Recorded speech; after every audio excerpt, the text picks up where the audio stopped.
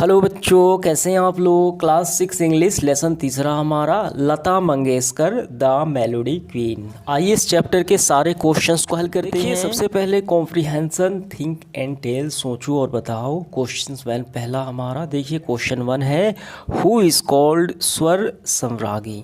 ठीक है, स्वर सम्रागी कौन कहलाता है, किसे कहा जाता है, वो हमें बताना है। लता मंगेशकर को स्वर सम्रागी और स्वर कोकिला कहा जाता है, तो इसका आंसर हम ऐसे लिखेंगे, देखिए लता मंगेशकर। ठीक है, बस आपका आंसर हो गया। क्वेश्चन दूसरा देखिए, which awards did she give up. देखिए कौन से पुरस्कार को इन्होंने छोड़ दिया, त्याग कर दिया, कौन से पुरस्कार को। तो आपको आंसर ऐसे करना है, Lata giving of the Filmfare best film female playback singer award. ठीक है, इन्होंने ये पुरस्कार को छोड़ दिया, त्याग दिया। क्वेश्चन तीसरा हमारा, why did she give up that award. क्यों इस अवार्ड को, पुरस्कार को त्याग दिया, छोड़ दिया, वो कारण बताना है। तो फिर से हम पुनः लिखेंगे यही, Lata giving of the Filmfare best female playback singer award is, ठीक है, order the promote fresh talent. यानी देखिए मुख्य कारण, रीज़न यही है कि फ्रेश टैलेंट के लिए, ठीक है, कि नवीनतम प्रतिभा आने के लिए। जैसे कि अगर वो ले लेती तो उनके आने वाली पीढ़ियाँ जो है वो उनको नहीं मिल पाता। यानी जो आने वाली पीढ़ी है, ठीक है, नई प्रतिभा है, उनको ये जो अवार्ड है वो प्राप्त हो सके, इसीलिए उन्होंने नई पीढ़ी के लिए ये छोड़ दिया, ताकि कोई गायन क्षेत्र में आए आगे और ये पुरस्कार ले जाए। तो इसको आपको पूरा यहाँ से ये पूरा लिखते हुए यहाँ तक कर लेना है। ठीक, अगला क्वेश्चन देखिए, थिंक एंड राइट, सोचो और लिखो। Answer is not more than the 50 word. यानी हमें 50 सबसे ज़्यादा नहीं करना है। देखिए फर्स्ट क्वेश्चन क्या है हमारा, what was the early name of the Lata.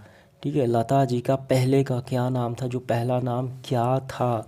Why was is changed, यानी इसे नाम, यानी इस नाम को क्यों बदल दिया गया, क्यों चेंज कर दिया गया, वो बताना है कारण। तो इसका आंसर हम यहाँ से करेंगे, the families last name used to be Hardikar. यानी उनका पहले का क्या नाम था, हार्डिकर था।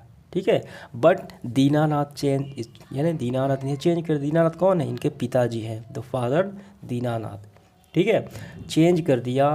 और क्यों चेंज किया, Mangeshkar is order to identify his family, ठीक है, with his native town Mangeshi in Goa. देखिए जिनका जन्म स्थान, नेटिव विलेज का नाम मंगेशी था गोवा में, उसी के नाम पर इन्होंने चेंज कर लिया मंगेशी। ठीक है, Mangeshkar.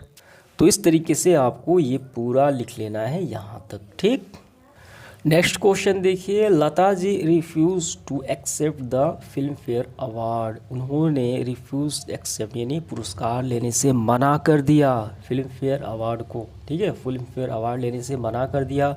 Y did she do so, क्यों इन्होंने ऐसा किया। वाट लाइट, ठीक है, what light does is throw on her personality, यानी उनके व्यक्तित्व पर क्या प्रकाश पड़ता है, क्या प्रकाश ये डालता है उनका ये पुरस्कार को ना एक्सेप्ट करना। ठीक है, तो आइए इसका आंसर लिखते हैं।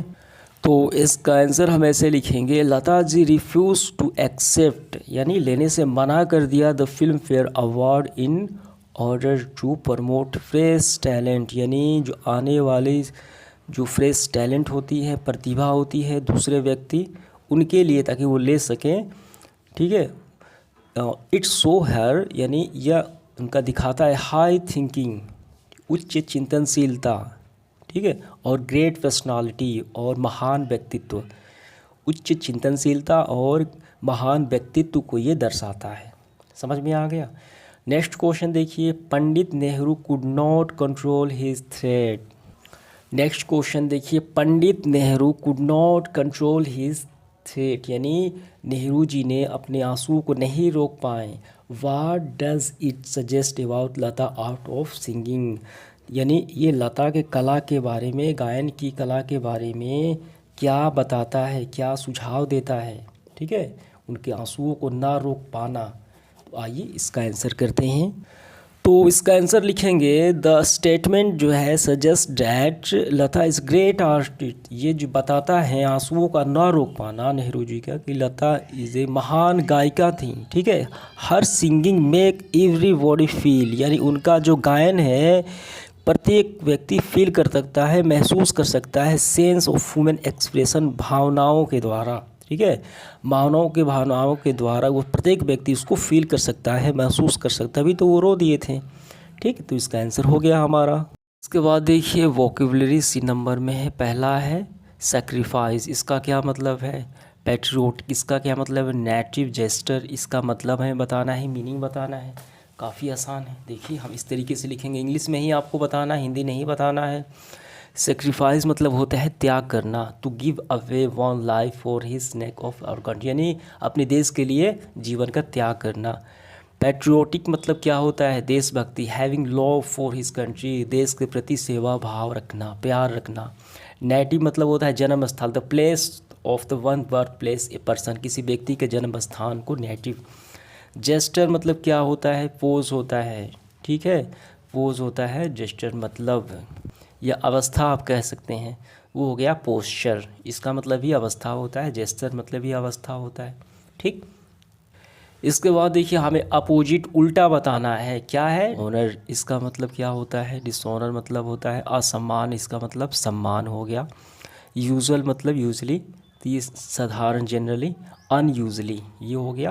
प्रोटेक्शन मतलब होता है सुरक्षा, समझ में आ गया। प्रोटेक्शन मतलब सुरक्षा, तो इसका उल्टा क्या होगा, अनप्रोटेक्शन होगा। इसके बाद मोर्टल, ठीक है, नैतिक होगा तो इमोर्टल होगा। अब ग्रामर में देखिए हमें यहाँ पे कंजक्शन दिए गए, दो वाक्य दिए गए हैं, दो सेंटेंसेस दिए गए हैं, वहाँ पे हम कंजक्शन को देखेंगे और उसको सॉल्व करेंगे। देखिए ये दूसरा वाक्य है, तो इसी में से हमें कंजक्शन को देखना है, एंड और बट का प्रयोग करना है। यहाँ पे क्वेश्चन नंबर पहला है, he is a naughty boy, वो नटखट लड़का है, बट लेकिन गुड इन स्टडी, यानी अध्ययन में अच्छा है, तो यहाँ पे बट का प्रयोग होगा। यहाँ पे ही इज़ ए प्लेयर, वो खिलाड़ी है। ठीक है, एंड और ए सिंगर, वो खिलाड़ी और गायक भी है। राजू शॉट लाउडली इन प्ले ग्राउंड, राजू है वो खेल के मैदान में तेज़ी से चिल्लाता है, but speak very slowly in class, और कक्षा में धीरे बोलता है। ठीक है, तो बट, एंड और बट हो गया हमारा। अब इसके बाद देखिए यहाँ पे क्या करना है, लेट्स टॉक एंड राइट। पहला हमें आई एम आ, खाली स्थान डैश, यहाँ पे क्या होगा, वो या girl.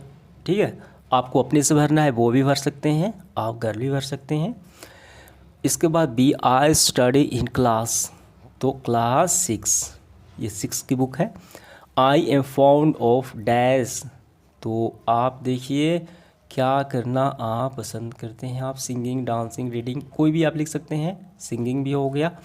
I dash in everything after the finished, तो आप क्या करते हैं, आई देखिए टेक स्लिप, मैं सोता हूँ, इन एवरी इवनिंग, ठीक है, शाम में, after finish my homework, homework समाप्त करके मैं शाम में सोता हूँ, तो हो गया, स्लिप हो गया। नहा तो नहीं, ये तो नहीं होगा, नहाना तो नहीं होगा। E number, I dash lot of time of my hobby, मैं देता हूँ बहुत सारा ढेर सारा समय अपने हॉबी के लिए। ठीक, I want to grow big and become a singer, ठीक, या डांसर, कोई भी भर सकते हैं आप। अब इसके बाद देखिए ट्रांसलेशन है, मुझे गाना गाना अच्छा लगता है, I like to sing song. ठीक, मुझे कहानियाँ पढ़ना अच्छा लगता है, I like to read stories, मैं बड़ा होकर क्रिकेटर बनना चाहता हूँ, when I grow up, I want to be a cricketer. ठीक है, इसके बाद नेक्स्ट देखिए हमें इसका हिंदी बताना है, I am found of watching TV, मुझे टीवी देखना पसंद है। I want to become a Lata Mangeshkar, मैं लता मंगेशकर बनना चाहता हूँ, उनके जैसा। I want to fight my country, मैं देश के लिए लड़ना चाहता हूँ। आई एम ब्रेव बॉय, मैं एक बहादुर लड़का हूँ। क्लियर हुआ।